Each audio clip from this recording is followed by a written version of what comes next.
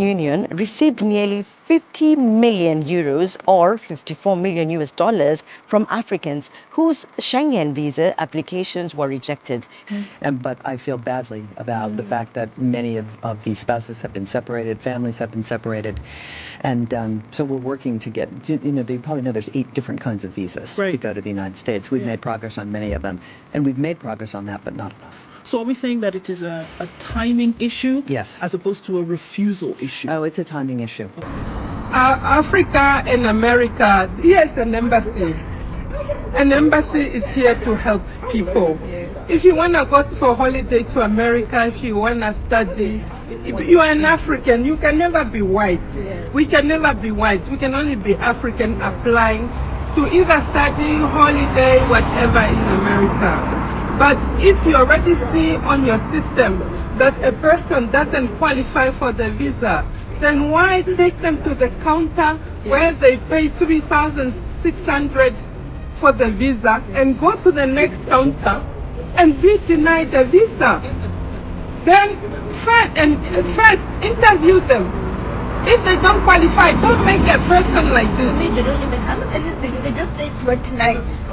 You should didn't even ask questions. No pay questions. 3,600 just to be denied to the next counter. The US Embassy and how they're basically extorting and scamming people out of money.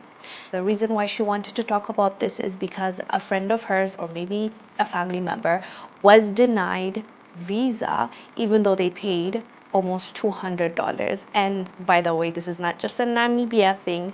This is specifically many African countries, and I heard a few Caribbeans also talking about this. The visa department, the consular department, is funded by visa fees.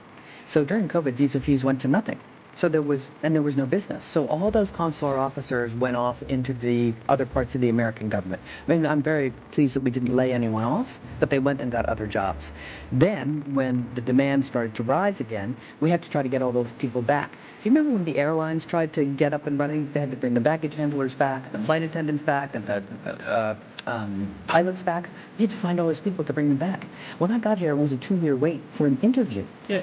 So we did a lot of business process re-engineering. We got a bit more resources. I put out an all-points bulletin to the embassy. Anyone who's worked in consulate in the last 5 years, it's your lucky day. They're coming back to consulate to get this under control. And we brought that wait down to 2 years. Then everyone in Kenya figured out they could get visas again, so the demand went back up. We brought that down. And the place that we still are far behind is the spousal visas, and we're working on it. I think there will be good resolution by the end of the year. Hi, brother. Hi. How are you doing today? I'm doing great. How about you? I'm fine. Nice. Thank you for joining Evans from Kenya. Thank you for hosting me on today's show. You're welcome. Yeah.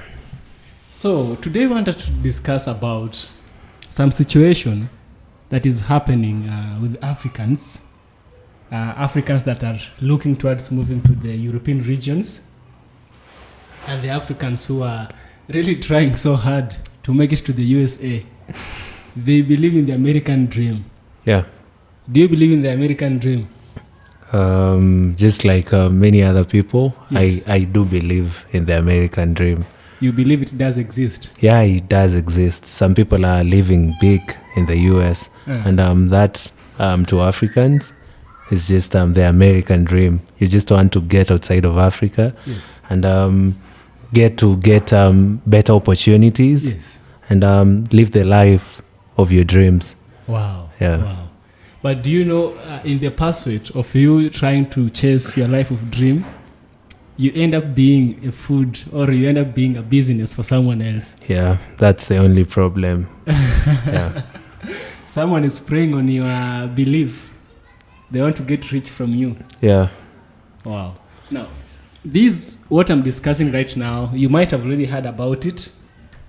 The situation with the visa. You watched the video where this woman, I think she was once an ambassador of Kenya. I think she still is the ambassador Yeah, of Kenya. she is. Of USA to Kenya. Yeah.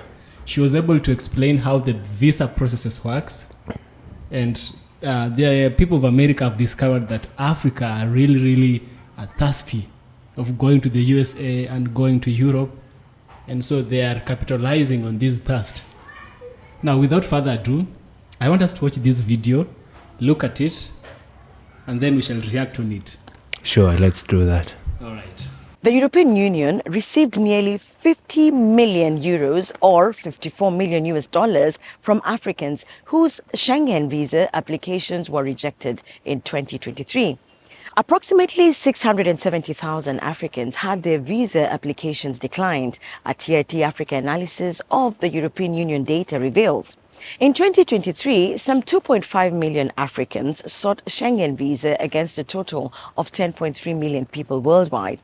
A Schengen visa allows people from non-European Union or allied countries a short stay of up to 90 days in a 6-month period. According to the EU, there are 26 countries within the Schengen zone today. They include Italy, Spain, the Netherlands, Belgium, Denmark, and Austria. Schengen visas come in 3 forms: single entry, multiple entry, and airport transit. For single entry, just as the name suggests, it allows you entry into the Schengen area only once on the approved visa. The multiple entry visa allows you several visits to the Schengen area for as long as the visa is valid. An airport transit visa allows you to get to another country through an airport in the Schengen area. A Schengen visa application previously cost 80 euros or 85 US dollars, but now cost 90 euros or 100 US dollars for adults and $50 for children aged between 6 and 12. The fees are non-refundable regardless of the outcome of your application. The 670,000 rejected visa applications by Africans accounted for nearly 41% of the funds EU raised from visa fees globally in 2023. Morocco, Algeria, South Africa, Egypt, and Tunisia had the highest number of applications in Africa, all above 160,000 each. The others with high number of applications are Nigeria, Angola, Cote d'Ivoire, Senegal, and Kenya. All of these countries had more than 56,000 applications each. Some 43,000 Nigerians who failed to get the visas lost nearly $3 million, while some 13,000 Kenyans lost about $900,000. Approximately 20,000 Ghanaians lost $1.4 million, and 388,000 applicants from Morocco, Algeria, Egypt, and Tunisia lost a combined amount of nearly $25 million. All the 120 applications by Liberia were approved. Mauritius, Botswana, Namibia, Zambia, and Sao Tome and Principe had less than 400 applications rejected each. When applying for a Schengen visa, one must fill an application form, produce a recent passport size photograph, have a valid passport, travel medical insurance, and application fee, a cover letter explaining the purpose of one's visit, and a 3-month statement proving financial means are also needed. For children, their applications must be signed by their parents or legal guardians. While applying for a Schengen visa, one's request must be submitted to the embassy of the country the applicant plans to visit. The common reason people are denied Schengen visas include questionable criminal records, false documents, incomplete forms, unclear reasons for the visit, insufficient funds, and an authenticated certificate of birth or marriage. Other reasons are failing to present travel itinerary, having invalid travel insurance, and failure to present proof of accommodation. Visa processing normally takes between 15 and 45 days. Wow. That's very powerful, brother. It's so powerful what the woman is saying, because I just can't understand why the West to do such a thing.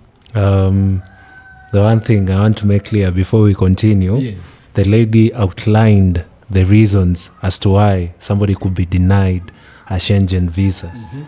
And many a times here in Africa, the reasons as to why people are denied visas is not even from the list that she mentioned. She mentioned invalid travel insurance. You don't have enough money in your bank. Yeah, enough money. That's the statements for the last 3 months, and all the other statements that she put in regards to being denied the visa. Yes. But now for us Africans, the other day I have this lady that I know who wanted to go to Europe. Yeah, the region of the topic of today. And she weirdly was told that every other thing about her visa is correct. You know, she has accommodation. His uncle is a citizen of the UK. That country. Oh, she wanted to go to the UK in this case. His uncle is a citizen.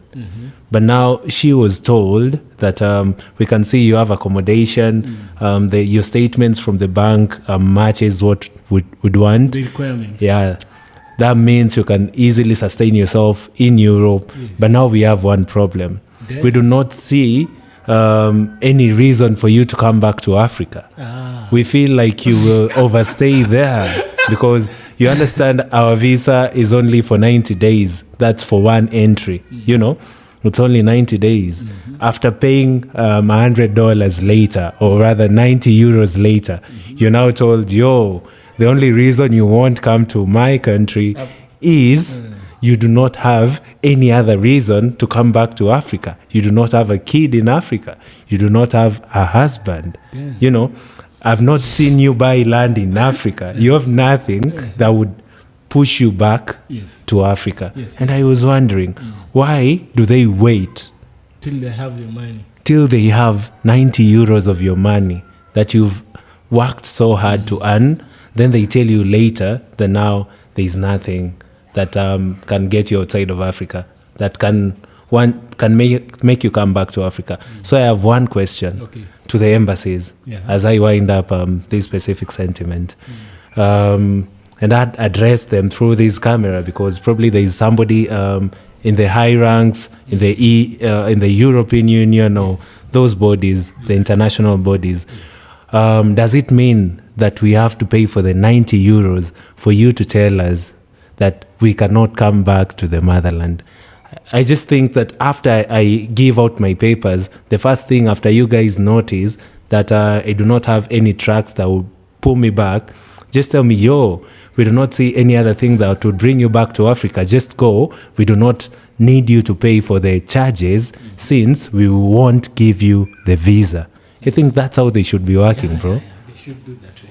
You know, what the sister has said, you know, she's very vocal and she had facts. Yeah. So she said that 41% of these people are Africans. 41% of the whole world is so big. And she was specific to say the Shengen regions. You know, the Shengen region, they don't really use visas. Themselves. Yeah, with themselves they do not. But they want you to use visa when you go there. Yeah. It reminds me of a situation in Namibia. Do you know what Namibia did? Not really. Namibia just invited some boys to his party. Think of Namibia like a friend. You're my friend. Okay. So I invite you to my party. You and 31 other people. Let's say 100 guys. You come, I invite other people. Now after you coming to my party, you also hold your own party. And you fail to invite me. And I say, I invited you to my party. You don't want to invite me to your party. You know what I decided? Never ever come to my party. Yeah. Namibia had opened its gates to very many European countries and many other Asian countries, visa-free entry into Namibia. And then, after doing this, Namibia was expecting an equivalent reciprocation. I invite you to my party, you must invite me to yours. Now, what happens is other countries refused to offer Namibia that visa, including the giant USA, the mighty USA. We had Japan, we had France, we had Germany. We have many of those Shengen countries. They refused that if a Namibia citizen is to go there, they need to have a visa. But if they come here, they need no visa. You know what Namibia did? Namibia told them, no, if your people come here, they need visas also. Nice. Nice. And it's something that's really, really important. It reminds me of what Aliko Dangote said. I don't know if you watched that video. I watch a lot of videos. Yeah. But the one with Aliko Dangote. What did he say? He is the richest man in Yeah, in Africa. Yeah. You know how much Africans we bow down to money. Yeah. But you know Total Energies, Mm. the petroleum company. Yeah. Do you know it's owned by a French guy? Yeah, I know that. Yeah. So one time the French tycoon and Aliko Dangote are having this summit in Rwanda. And Aliko Dangote says one interesting thing, that in Africa, the Frenchman is more free and can move freely than an African, Aliko Dangote. There are places in Africa that Aliko Dangote has to show his visa. Not passport, visa. But the Frenchman moves easily. What's that, brother? A white man is free in Africa than an African is. Crazy. You know, it's so crazy how Africans behave. And what would be an interpretation of what Aliko Dangote said? Because if it can happen to a tycoon, how much worse can it happen to people like me and you? 100 times worse. It's a worse thing that can happen. You know, I think Africa belongs to Africans. I'm not saying this in a negative way. Africa belongs to Africans, and I think Africans should bring Africans first. If you want us to invite to go to the party, bring Africans first to the party. Invite Africans first. You can't go the way invite America, Germany, and you leave your country here. I think that's one of the mistakes that probably Namibia did. Yes. Because they went to invite the Western nations to their party, but forgot some African countries, Yes. you know? Yes. Because I do believe that Namibia are doing greatly because the most African countries do not actually need to apply for visa. You just get to Namibia and it's stamped. Yes. I do not think that we Kenyans do need visas when we go to Namibia.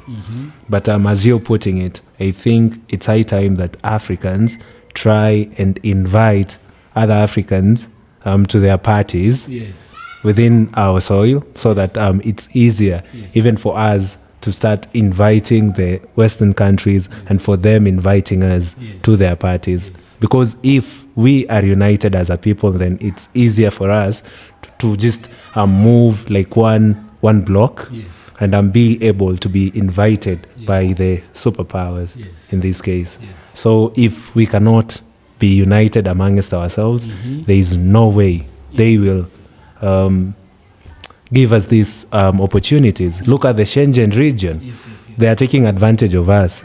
Do you know why they are taking advantage? Because with themselves, they're already united. You know, they just came as one block, then say, Africans, we need you to apply for a visa. We need 90 euros from you guys. They are benefiting from Africans, but then they are united. The 26 countries are benefiting from the whole of Africa. Just imagine if all these 50-something countries from Africa could unite with themselves, form one block, and tell the Europeans also, when you come to Africa, we need you guys to apply for a visa. Then we do the same things that they are doing for us, because there's a story that has been recurring time and again. There's nothing new. They've been doing the same things since the early 90s, you know, till now. And Africans the are same going people. through the same things. They are the same people who introduced the visa. Yeah, They brought visa here Yeah. and they left it here.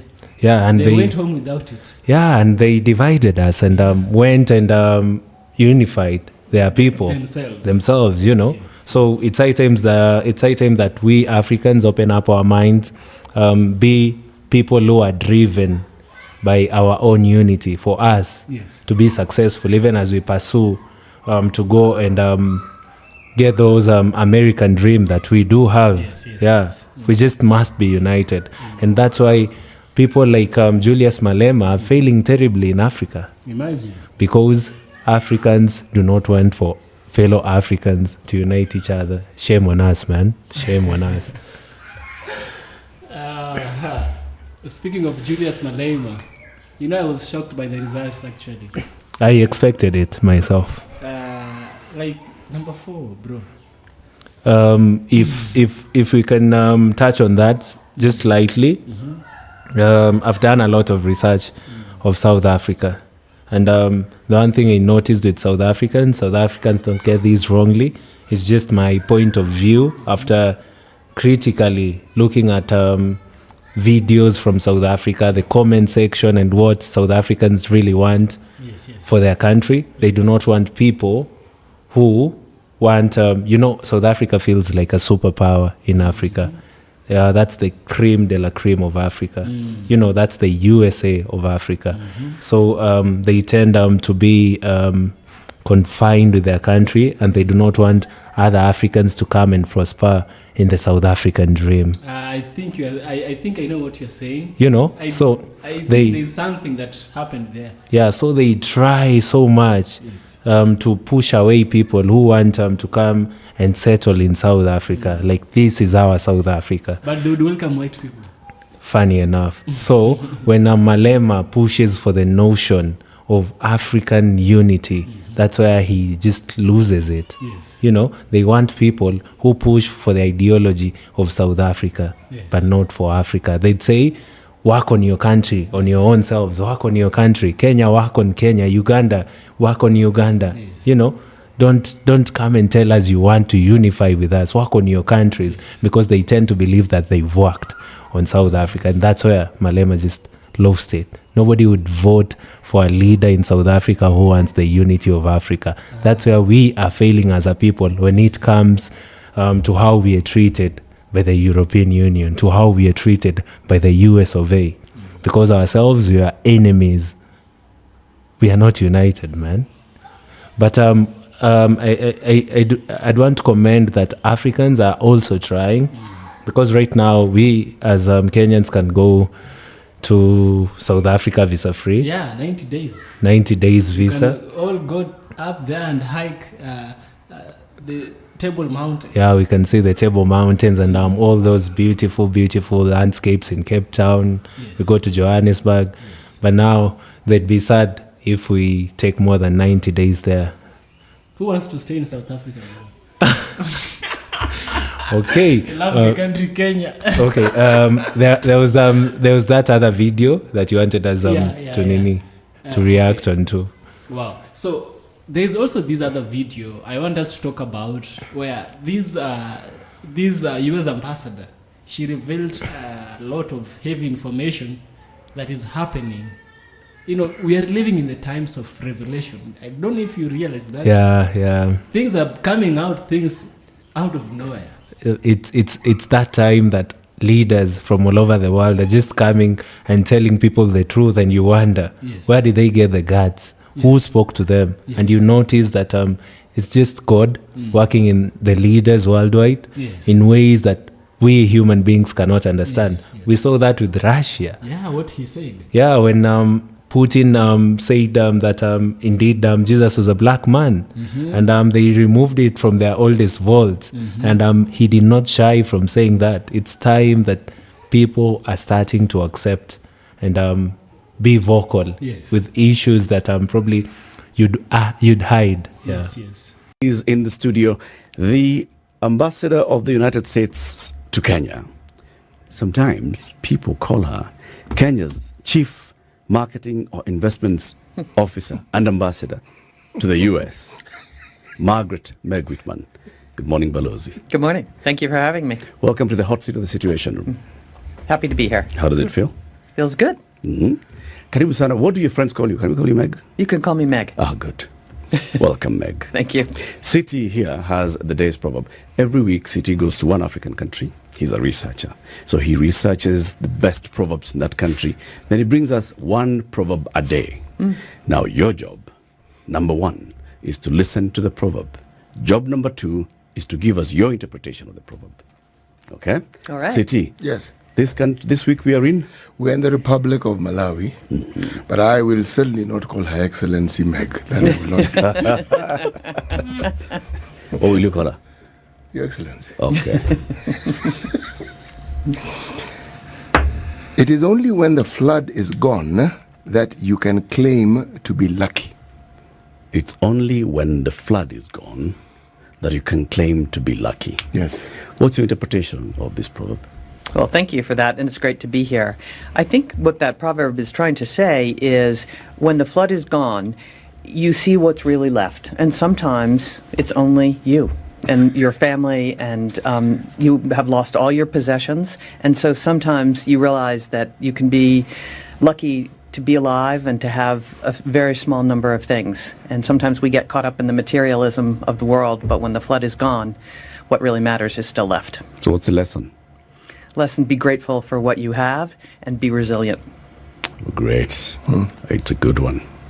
So Kenya and US are marking 60 years of diplomatic ties, and this will be marked by a state visit by President William Ruto to America, to be hosted by President and Dr. Jill Biden.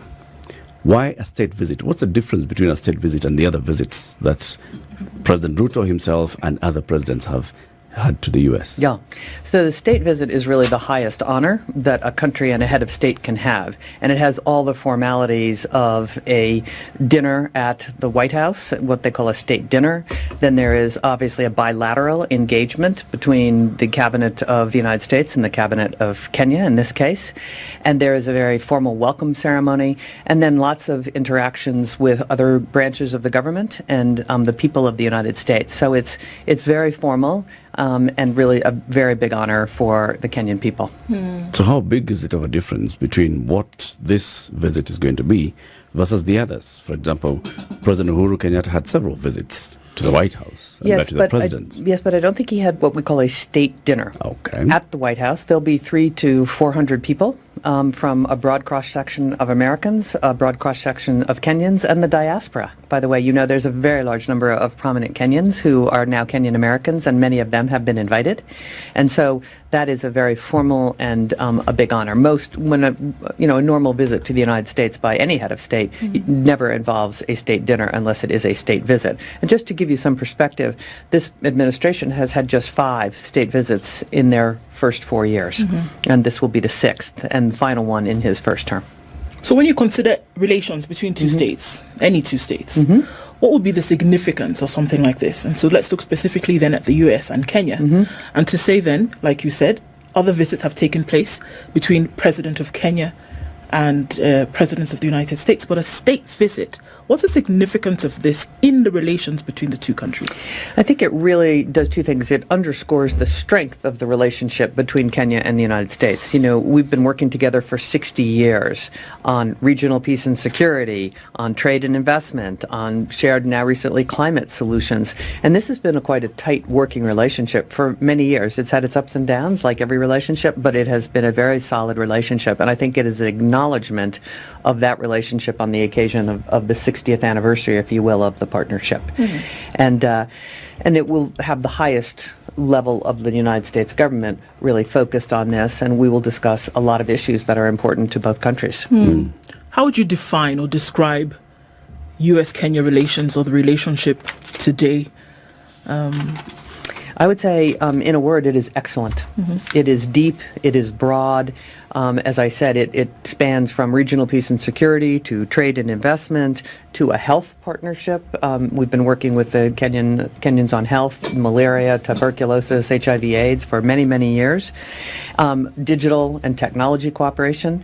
I think one of the reasons I was asked to be the ambassador to Kenya was because of Silicon Savannah. Today, Kenya is the technology capital of East Africa, and actually probably the technology capital of the entire continent. And we will talk about that and the digitalization actually of the continent. And I should also say, I think this is a recognition of the importance of Africa to the United States. Kenya is the country that's being honored, but it is I think it's a recognition that Africa is a very, very important continent, certainly to the world, but particularly to America in the next 20 years. Why? Well, as you well know, by 2050, 1 in 4 people on Earth will live in Africa, and 1 in 3 working age people will live in Africa. So it's going to be the locus of population. It will be the youngest population. Therefore, it's with the working age, and it will be the largest consumer market in 2050. So that makes everyone need to stand up and say, what are we going to do with Africa? Right.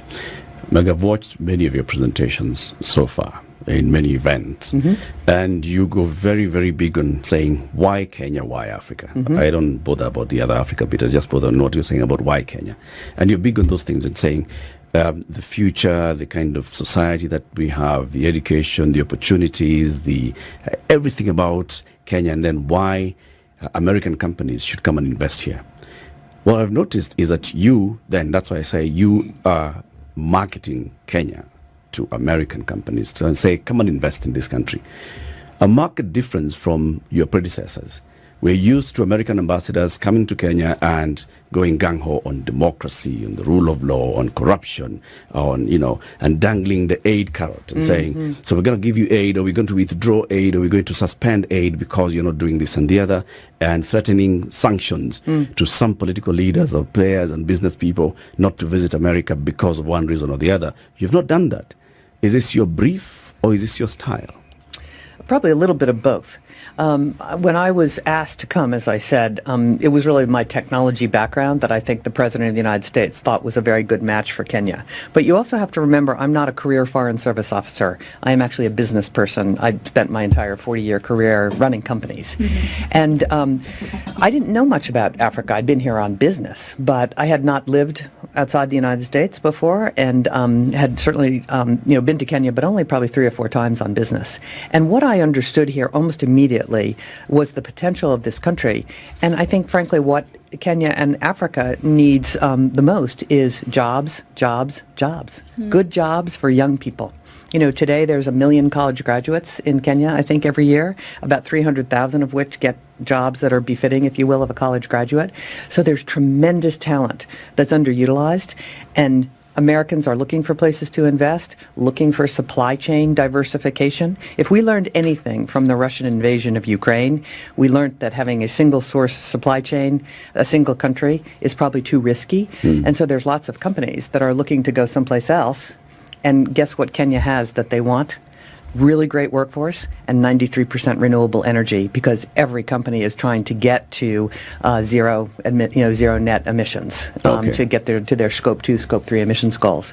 So supply chain diversification and green energy is a wonderful calling card for Kenya, and we hope we can improve foreign direct investment and create more jobs. Does this mean America is now less concerned about corruption and governance issues in the country? Well, corruption, as I have said in many speeches, corruption is still an issue here in Kenya, and what I have said is if corruption is not gotten under control, it will be the reason that Kenya does not fulfill its full potential. And so we have very frank discussions about corruption, and we try to support an anti-corruption agenda with the government and the country. But ultimately, it's up to the Kenyans to decide that this is something they really want to tackle. Is there a balance of relations between Kenya and the U.S.? And when I ask that because are we looking at both countries seated at the table with equal tools with which to operate this relationship? Or are we seeing that the U.S. is big brother to Kenya and is leading the way? Well, I think it's actually quite an equal partnership on a lot of dimensions. So first of all, the United States is the largest export market for Kenya, I think next to Uganda. Last year we were bigger than this year Uganda, I think, took the first spot again. But we are the largest export market, which gives Kenyans a very big seat at the table. And then in the health partnership, yes, we provide technology and know-how and some financials, but the Kenyans implement what has been a remarkably successful PEPFAR program here. I would say that has been one of the hallmarks of our 60-year partnership.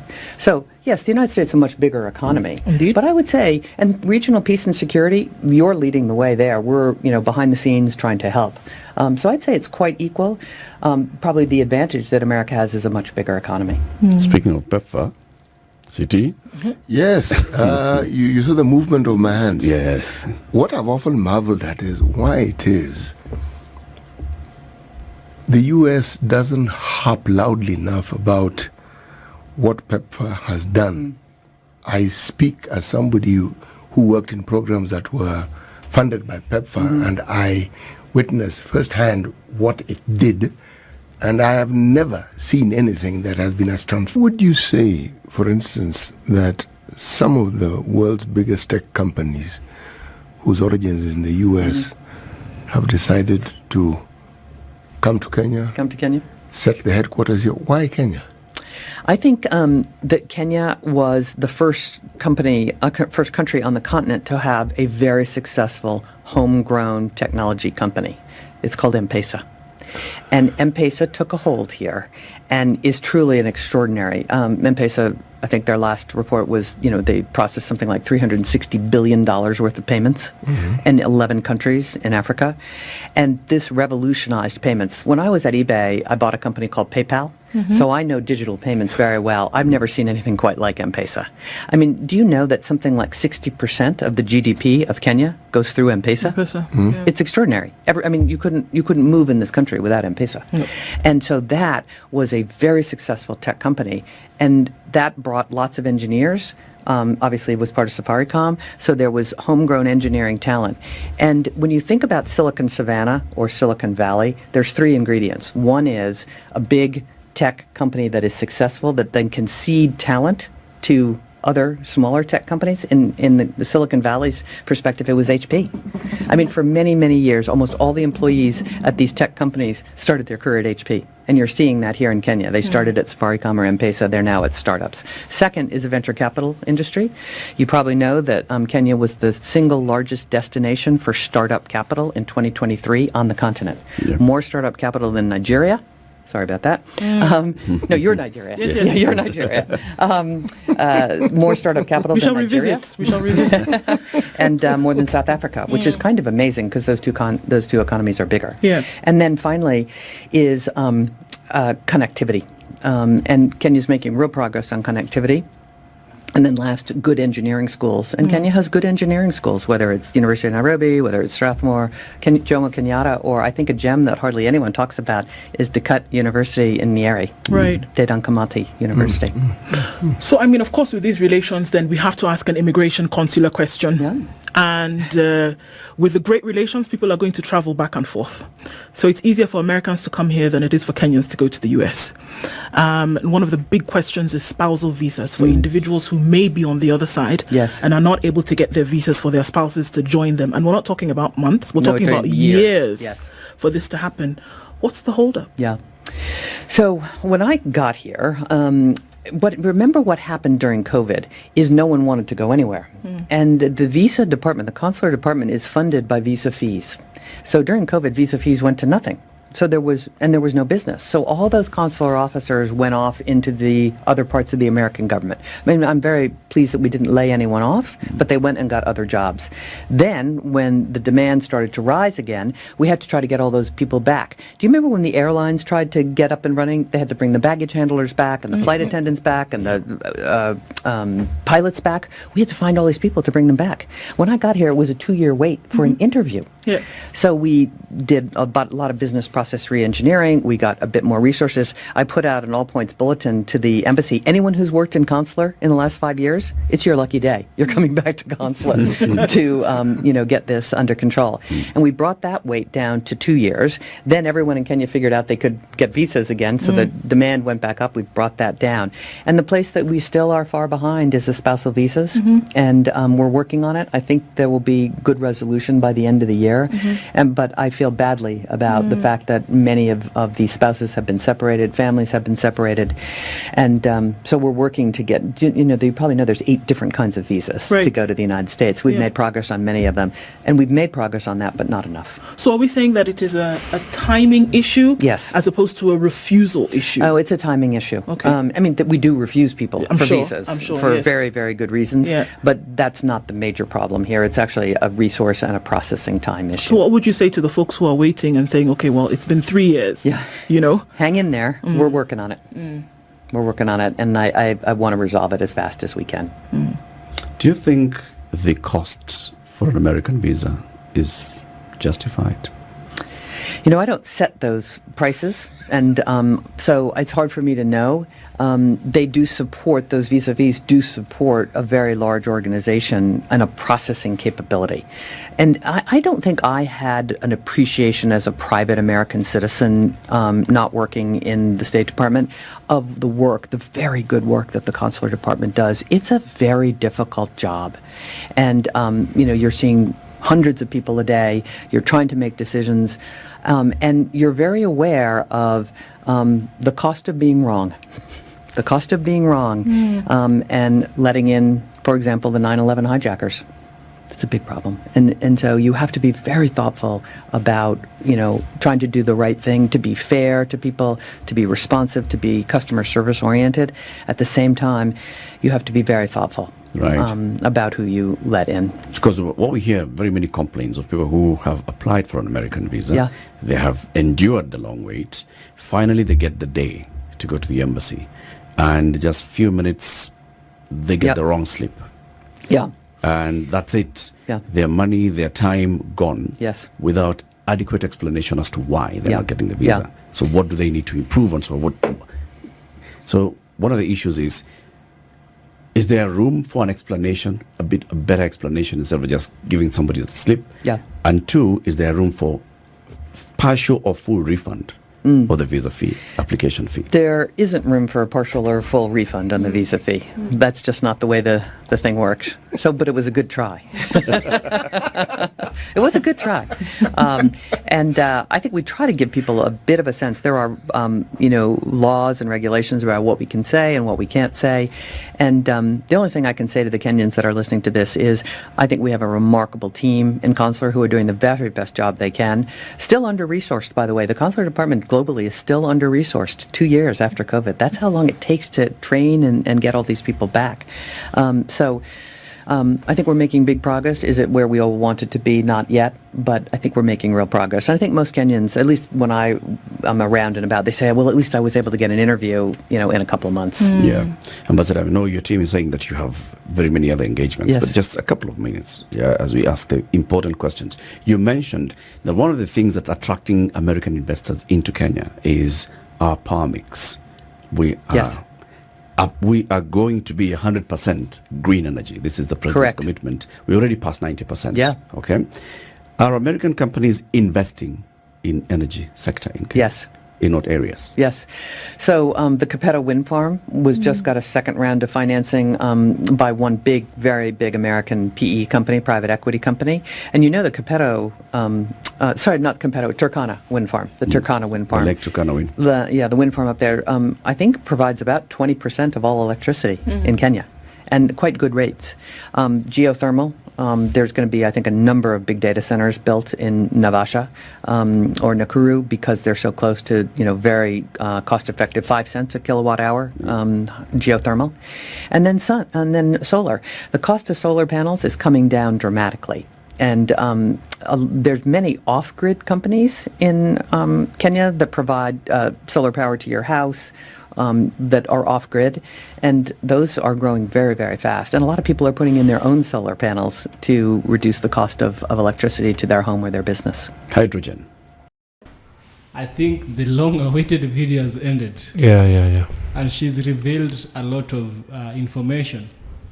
If we try and look at this issue from the perspective of a white person, try and look at it from the perspective of a white person, not an African.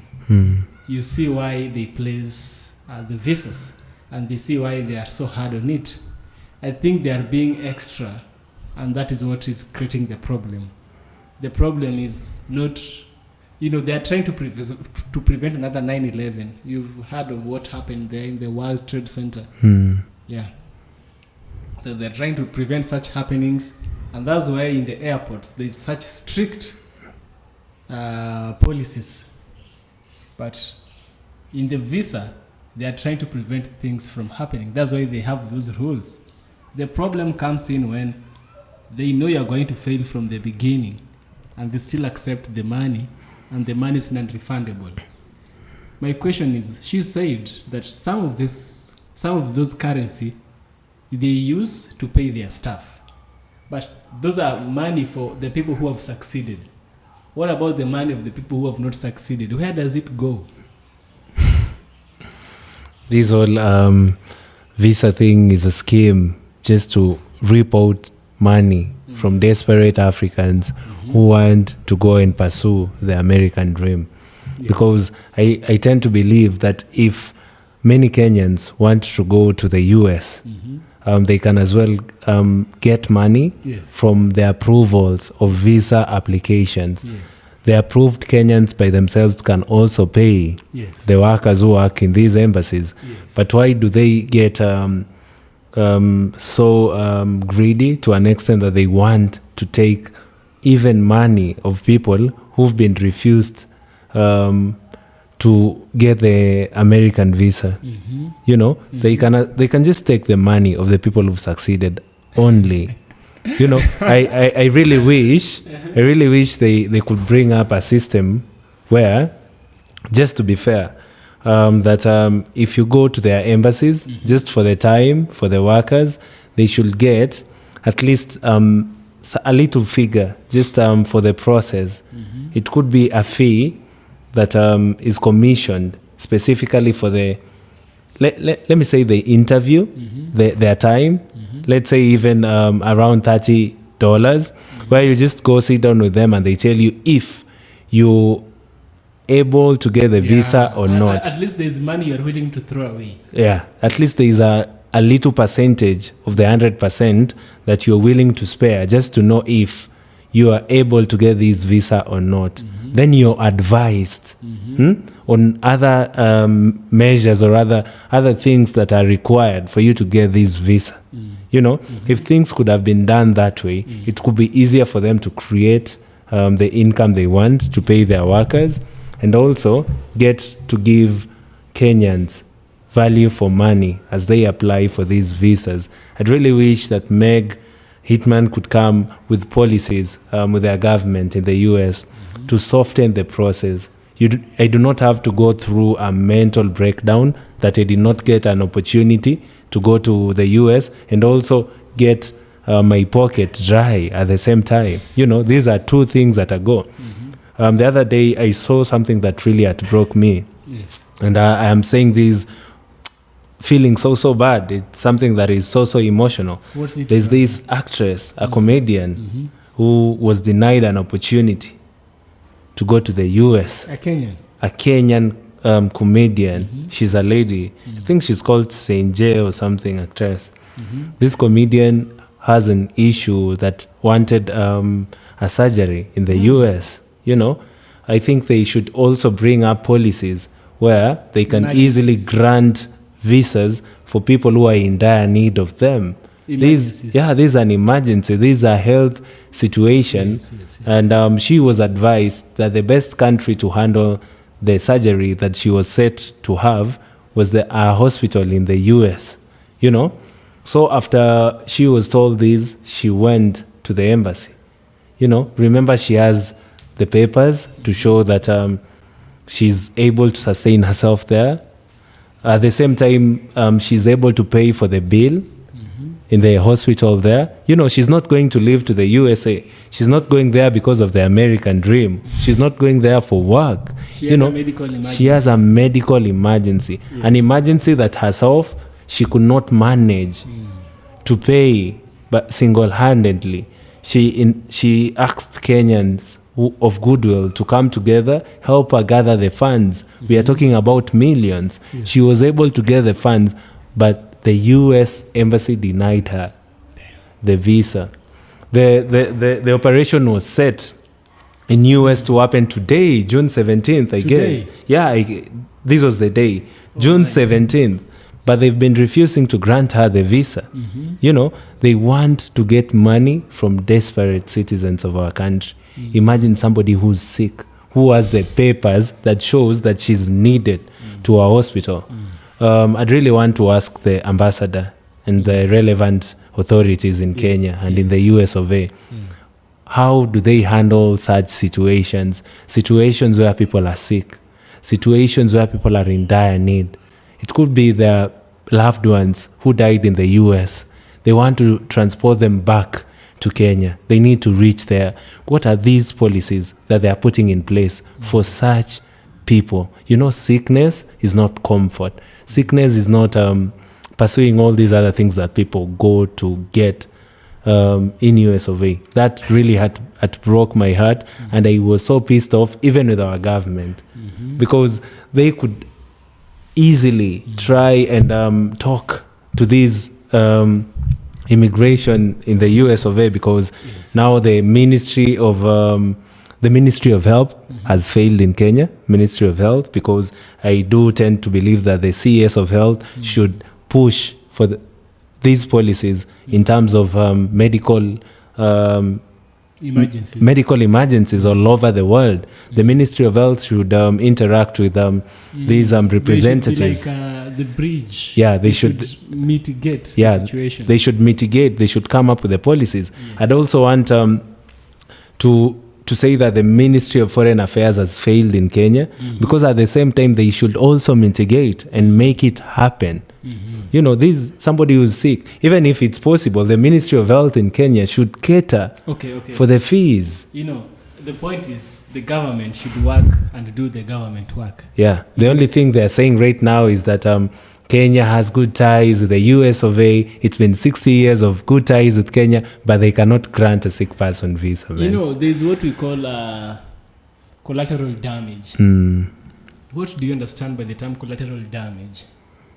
Like, I do tend to believe it's something that is already spoiled. So which it might not have been the main target of being destroyed, but in order to achieve a greater good in quotes, let's say is someone like Bin Laden, and when they wanted to, now they go there and they find that they can't reach him individually, and they find maybe there are some kids playing around his house, and they have some planes up there. Now they're trying to calculate how much harm has Bin Laden cost us, and how much is the lives of these children. So for the greater good, they pew pew. The kids. And it go boom boom. So the kids are called collateral damage. Nobody accounts for that. You never hear them on the papers. So the case for you, for the actress, and the case for your friend, those are collateral damages. I'm not happy saying this. Yeah, sure. I don't take delight in saying this.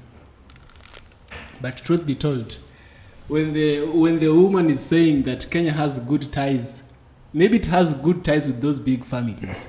The Kenyatta family, as long as you have cash, your father is influential, you're gonna go to the USA, the bigger picture. But there's something here they don't account for, and I can't blame them. We are so many people, so they just go with the rule that works for the greater people, for the majority. Yes.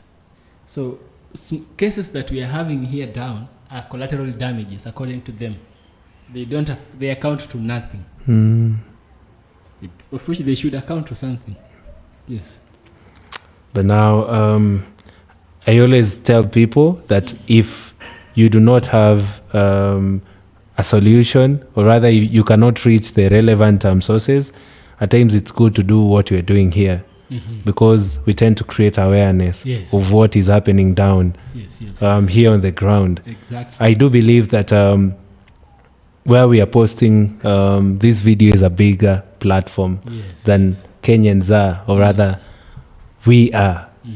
But now if we create awareness outside there could be somebody who would feel the way we are feeling and would want to make it easy for Africans, for Kenyans, for the ties between us. And probably a solution would be found. Let us die as a generation of people who advocated for problems to be solved. People who were out there to create awareness. People who took their platforms to try and bring change. And that's the purpose of this video. We are not here to beat our chests and try to tell people that, what, we are tired. This is not a political thing. We are not politicians. We just want to use our platforms to enlighten people and to be able to create awareness. And I'd want to thank you so much for even hosting me in this chat. This is a very, very sensitive topic that is affecting Kenyans. And seeing the ambassador to Kenya, Meg, say what she said, that during COVID, the work was a little bit, and the people were taken to other ministries in the government of the USA, and now they are brought back, and they need money. They can do better. Yeah, they can do better. And I hope you guys find this video valuable, because we are now ending the video. And kindly, if you have any thoughts or any questions, deliver them on the comment section. This is Evans. He does very nice videos on YouTube on matters affecting African people or black people as well. His channel name is Evans Raiola. Please do check out Evans Raiola, and remember, do subscribe. Yes. Evans Raiola, do you have something to share with the family? Just say that they also check out my work. Yeah. Just like we say, the goal is to enlighten people, create awareness. My channel name is Evans Raiola, as he's mentioned. Go check out my work also, and I'll be so grateful, and support my man, because he does really good work. If you're watching this video and you feel like it has touched you, kindly subscribe, like, comment, share. That's how he gets to spread the wisdom he has, the little wisdom he can give you all. Yeah. Sorry for cutting you short. The battery is almost over. Oh, sure. Yeah. Thank you, and do subscribe. Bye-bye. Adios.